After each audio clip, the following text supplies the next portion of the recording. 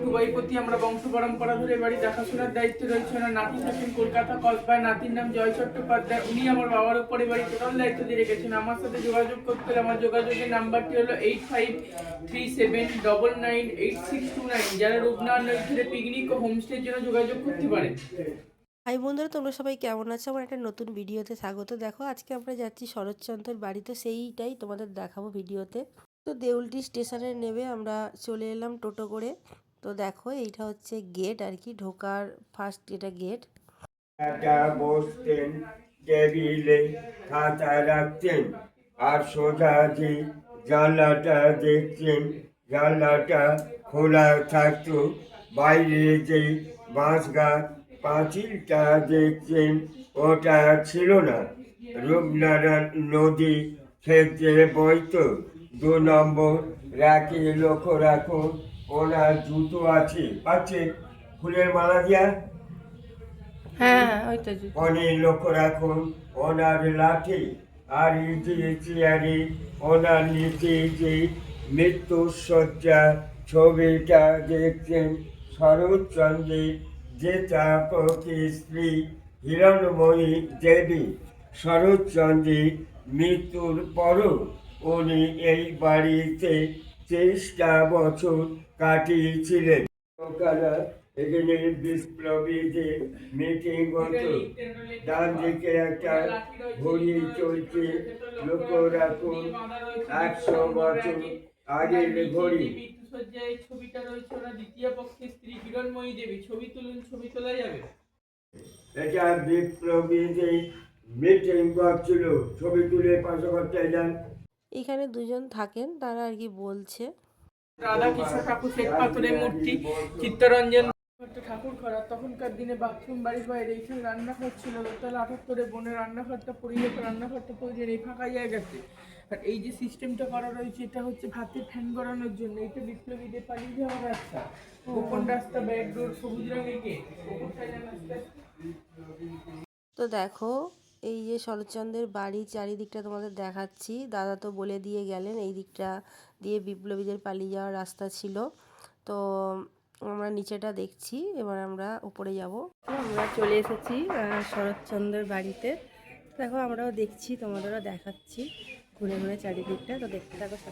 তো আস্তে আস্তে আমরা উপরে চলে এলাম। আমাদের বাড়ি তো বাগনানে, বাগনান থেকে দেউলটি বেশিক্ষণ লাগে না। যারা আসতে চাও শরৎচন্দ্রের বাড়ি, হাওড়া থেকে ট্রেনে উঠে দেউলটি স্টেশনে নামলে 10 মিনিট টোটোতে লাগবে। শরৎচন্দ্রের বাড়ি বললেই নিয়ে চলে আসবে।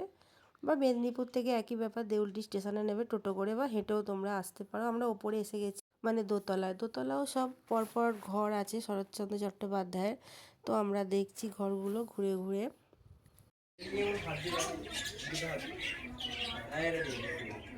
আগেও এসেছি 2-3 বার এখানে। তো বেশ ভালো লাগে পরিবেশটা। দেখো আগেকার দিনের ঘর যত্ন করে রেখেছে, কত বছর আগেকার সব ঘর। আর একটু চটে চটে গেছে, এদিক ওদিক জানলা টাল্লা একটু মানে দেখা যাচ্ছে।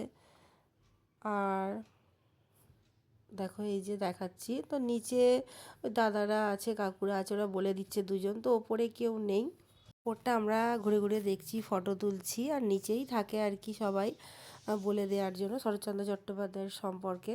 তো দেখো শরৎচন্দ্র চট্টোপাধ্যায়ের সমাধির ওখানে আমরা যাচ্ছি। দেখো কত ঝাউ গাছ, সুন্দর করে কি সুন্দর কাটিং করা আছে।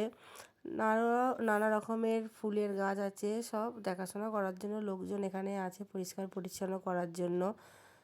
তো এখানে কত দূর দূরান্ত থেকে সব দর্শনার্থীরা আসে মানে দেখার জন্য। এটা তো একটা ঘোরার জায়গা। ধরো শরৎচন্দ্রের বাড়ি প্লাস রূপনারায়ণ, এখানে তো মানে শীতকালে প্রচুরই ভিড় হয়। তো দেখো এখানে সমাধি করা হয়েছে শরৎচন্দ্র তার বাবা মাকে। দেখো মালা দিয়ে কি সুন্দর সাজানো হয়েছে শরৎচন্দ্রের মূর্তিটা। সত্যি এখানে এলে একটা আলাদাই ফিলিংস হয়, খুব ভালো লাগে। মানে বাড়িটা দেখলে, চারিদিকের পরিবেশটা দেখলে। দেখো এখানে সব কিছুই লেখা আছে। 16ই জানুয়ারি 1938। দেখো শরৎচন্দ্রের বাড়ি থেকে এবার আমরা যাচ্ছি নদীর ধারে, রূপনারায়ণ নদীর ধারে। প্রচুর ভিড় হয়েছে, দেখো এই ঢুকছি নদীর ধারে। হ্যাঁ তো ম্যামরা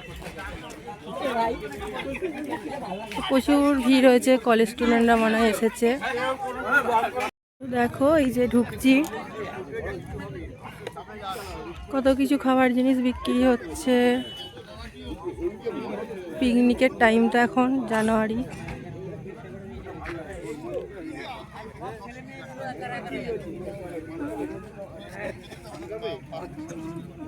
এই যে দেখো রূপনারায়ণ নদী, সূর্য অস্ত যাবে যাবে করছে। দেখো সব স্কুল স্টুডেন্টরা অনেকেই এসেছে।